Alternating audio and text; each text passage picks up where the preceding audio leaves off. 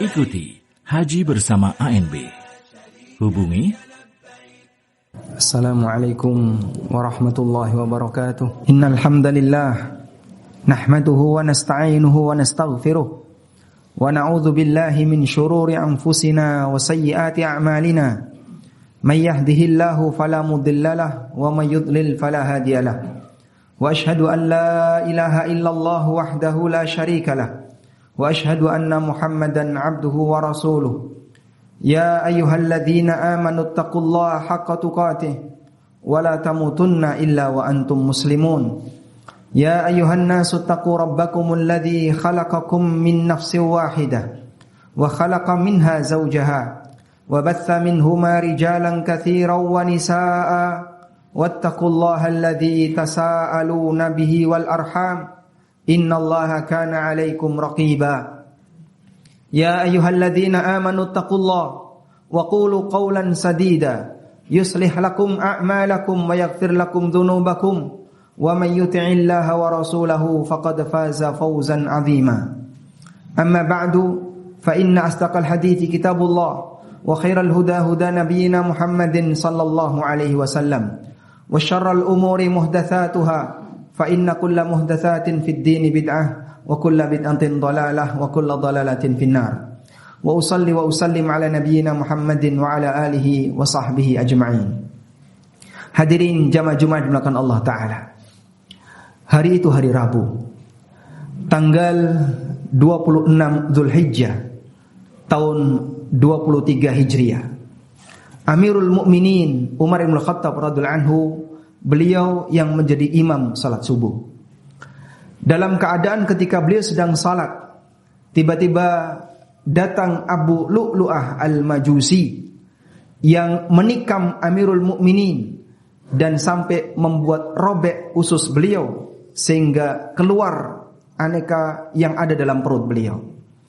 Tersungkurlah Amirul Mukminin radhiyallahu anhu Umar bin Khattab radhiyallahu anhu, hingga akhirnya beliau dibawa pulang dalam keadaan pingsan. Beliau disadarkan ketika menjelang matahari terbit dengan dikatakan, "Ya Amirul Mukminin, as-salah." Fayafiqu, wahai Amirul Mukminin, salat.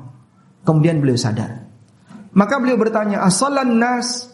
Apakah masyarakat sudah salat? Mereka menjawab, "Na'am." Mereka sudah salat. Lalu Amirul Mukminin mengatakan, "La hadza fil Islam liman tarakas salah."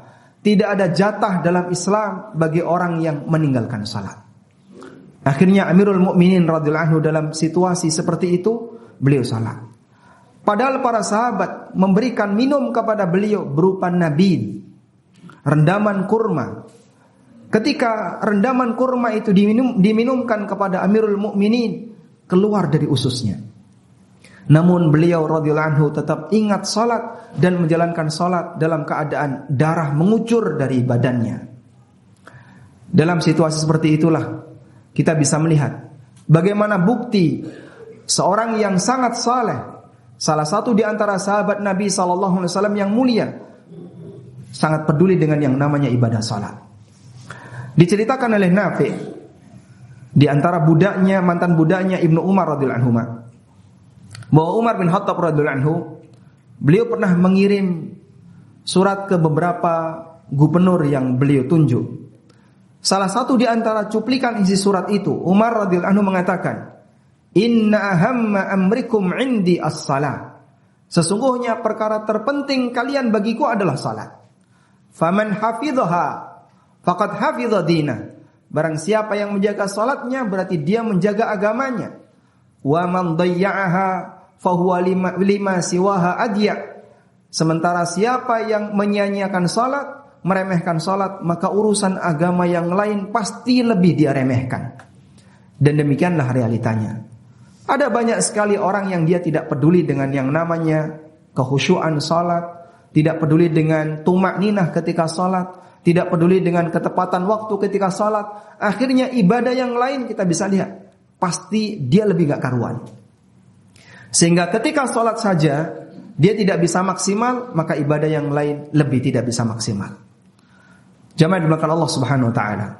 Di antara bagian yang paling sering dilanggar oleh manusia ketika sholat adalah yang pertama masalah waktu, yang kedua masalah tumaknina. Berkaitan dengan masalah waktu, Nabi SAW ngasih peringatan. Orang yang suka mengulur waktu, menunda-nunda pelaksanaan sholat hingga mepet akhir waktu, beliau sebut sebagai sholatul munafik. Dia sholat tapi di bagian akhir dan dia berdosa karena disebut oleh Nabi SAW sholatnya seperti ini sebagai sholatnya munafik. Dalam hadis dari Anas bin Malik radhiyallahu anhu, Rasulullah SAW pernah bersabda, "Tilka salatul munafik, yajlisu yarkubu syamsa." Itulah sholatnya orang munafik. Dia duduk-duduk sambil memperhatikan matahari. Mungkin suasana di tempat kita, orang santai sambil melihat jam. Baru jam 5, nanti dulu. Baru jam setengah 6, maghrib kan jam 6, nanti dulu. Nanti dulu. Hatta idza kana syamsu baina qarnai syaitan. Sampai ketika matahari mau tenggelam, naqara arba'an. Dia mematuk 4 kali, mengisyaratkan sholatnya cepat. Sehingga dia sudah melaksanakan sholat di akhir waktu, menjelang matahari terbenam ketika sholat asar, dan ketika pelaksanaannya cepat. Nabi SAW kemudian mengatakan, la yadhkurunallaha illa qalila. Dia tidak ingat Allah kecuali hanya sebentar. Orang semacam ini, sholatnya disebut oleh Nabi SAW sebagai sholatnya orang munafik. Maka jika ada seorang muslim yang dia sholat dan dia sengaja menunda-nunda waktu sholat, disebut oleh Nabi SAW sebagai sholatnya orang munafik. Dia sholatnya bisa jadi sah, tapi orangnya berdosa. Jamaah diberkahi Allah, karakter munafik, mereka paling gak betah dengan yang namanya sholat. Mereka paling gak kerasan dengan yang namanya sholat. Sehingga ketika sholat mereka pengen cepat-cepat selesai, pengen cepat-cepat segera salam. Mereka enggak ingat Allah dalam jumlah yang banyak. Mereka hanya ingat Allah sedikit. Allah Subhanahu wa taala berfirman dalam Al-Qur'an, "Innal munafiqina yukhadi'una Allah wa huwa khadi'uhum wa idza qamu ila sholati qamu kusala yura'una an-nas wa la yadhkuruna Allah illa qalila." Sesungguhnya orang munafik itu mau menipu Allah, namun Allah membalas tipuan mereka.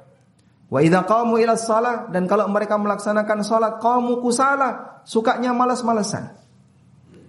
Wa la yadhkurunallaha illa qalila, mereka riak ketika salat dan mereka tidak ingat Allah kecuali hanya sedikit.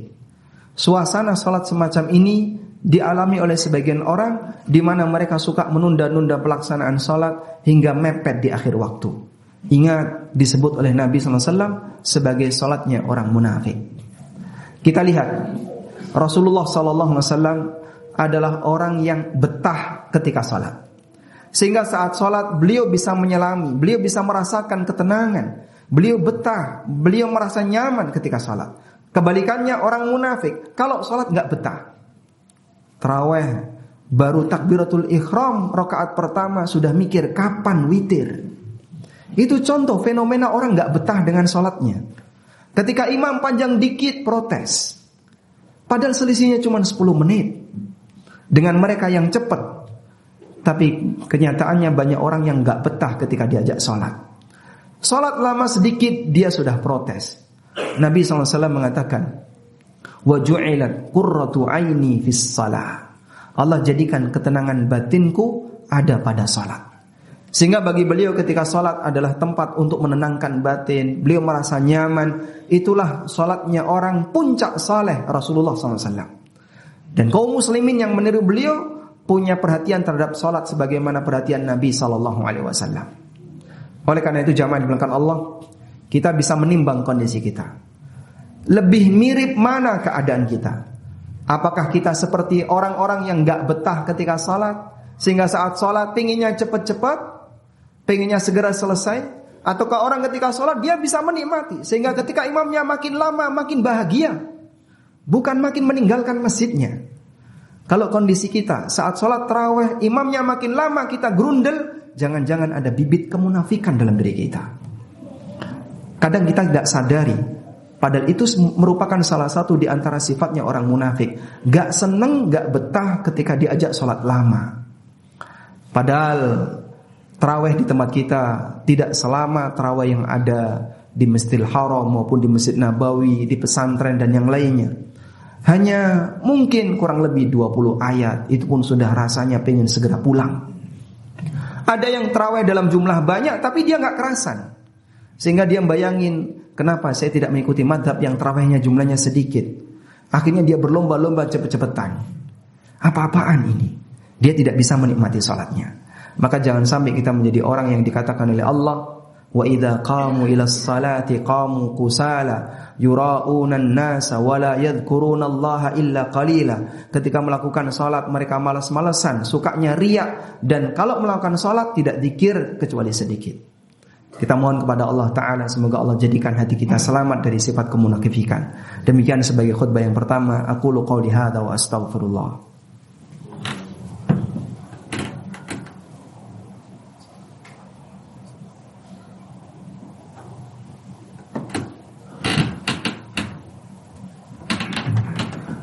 Alhamdulillahilladzi hadana lihada wa ma kunna linahtadiya laula an hadana Allah laqad jaa rusulu rabbina bil haqq wa nudu an tilkumul jannatu urithumuha bima kuntum ta'malun wa ashhadu an la ilaha illallah wahdahu la syarikalah wa ashhadu anna Muhammadan abduhu wa rasuluh. Ya ayyuhalladzina amanu taqullaha haqqa tuqatih wa la tamutunna illa wa antum muslimun. Hadirin jamaah Jumat dimuliakan Allah. Penyakit kedua yang ini sering dilanggar oleh masyarakat adalah masalah tumaknina. Apa yang dimaksud dengan tumaknina? Tenang sejenak sehingga orang ketika rukuk sempat untuk membaca satu doa ketika melaksanakan rukuk. Saat dia rukuk sempurna, dia sempat mengucapkan satu doa, Subhana rabbiyal azim atau Subhana rabbiyal azim wa bihamdi. Saat dia i'tidal tegak sempurna, dia sempat mengucapkan kalimat Rabbana walakal hamd.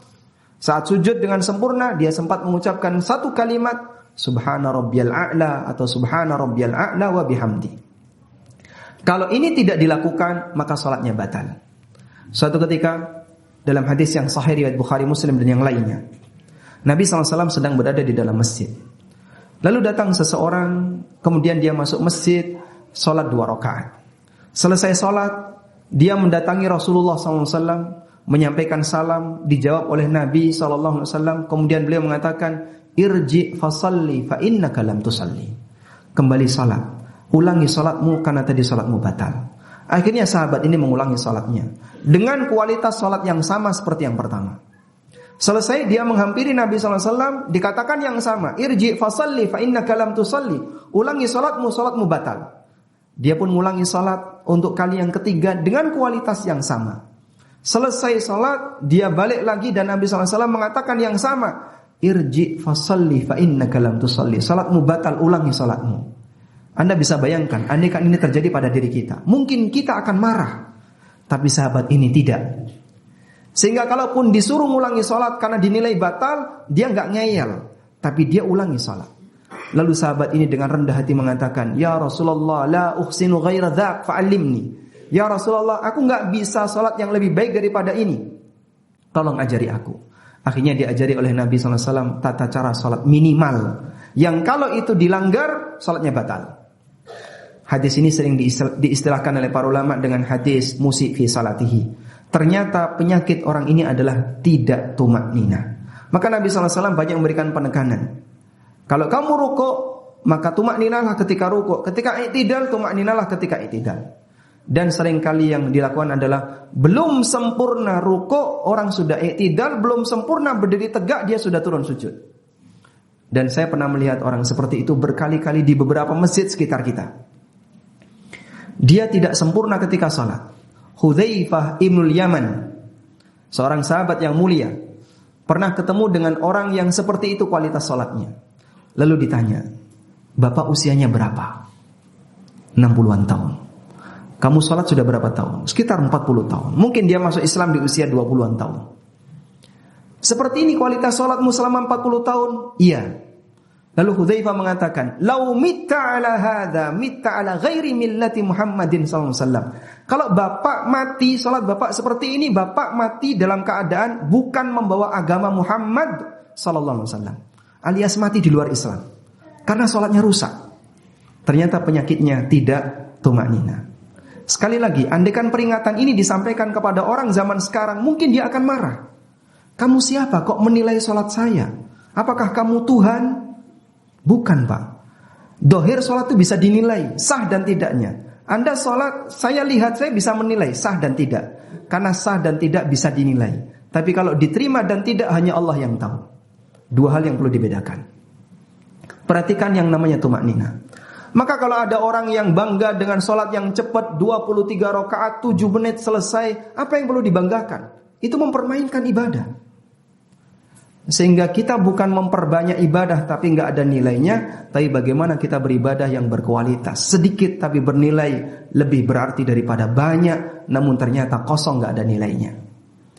Dan Allah mengatakan dalam Al-Quran, innama yataqabbalullahu minal muttaqin. Allah hanya menerima amal yang dilakukan dengan landasan takwa, yaitu berusaha untuk dilakukan semaksimal mungkin.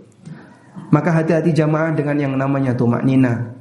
Mari kita jadikan diri kita betah untuk sholat. Jangan membaca doa ruku' kalau belum sempurna ruku'. Jangan membaca doa i'tidal kalau belum tegak sempurna. Dan orang yang saya jumpai usianya 70-an tahun, beliau belum tegak sempurna ketika i'tidal, sudah turun sujud. Maka saya ingatkan, Bapak mohon maaf, sholat Bapak batal. Kalau seperti ini terus, maka Bapak meninggal dalam keadaan gak pernah sholat. Karena dia belum tegak sempurna, sudah turun. Belum rukuk, sudah berdiri. Dan ternyata beliau membaca Subhana Rabbil Azim dalam posisi ketika bergerak. Orang membaca doa sujud Subhana Rabbiyal A'la dalam posisi ketika bergerak sujud. Begitu dahinya nyentuh sebentar, sudah bangkit. Kalau seperti ini caranya, salat kita tidak akan diterima. Ibadah itu wajib dan ada aturannya, ada standarnya. Keluar dari standar, mohon maaf, ibadah itu tidak diterima. Bukan dalam rangka menilai amal orang, tapi kita punya tanggung jawab bersama bagaimana agar ibadah kita sesuai dengan standar yang ditetapkan oleh Allah dan Rasulnya sallallahu alaihi wasallam. Kita mohon kepada Allah, semoga Allah jadikan kita hamba yang selalu memperbaiki amal, terutama di bagian akhir dari usia kita, karena kita sangat butuh untuk bekal ketika menghadap Allah Subhanahu wa taala. Allahumma salli ala Muhammad wa ala ali Muhammad kama sallaita ala Ibrahim wa ala ali Ibrahim innaka Hamidum Majid. Allahumma ighfir lil mu'minina wal mu'minat wal muslimina wal muslimat al ahya'i minhum wal amwat innaka sami'un qaribun mujibu da'awat ya qadiyal hajat. Allahumma a'inna ala dzikrika wa syukrika wa husni ibadatik. Allahumma a'inna ala dzikrika wa syukrika wa husni ibadatik. Allahumma ij'al salatana qurrata a'yunina. Allahumma ij'al salatana qurrata a'yunina. Rabbana atina fid dunya hasanah wa fil akhirati hasanah wa qina adzabannar. Wa sallallahu ala nabiyyina Muhammadin wa ala alihi wa sahbihi wa sallam. Wa akhiru da'wana anil hamdulillahi rabbil alamin. Wa qumu ila salatikum.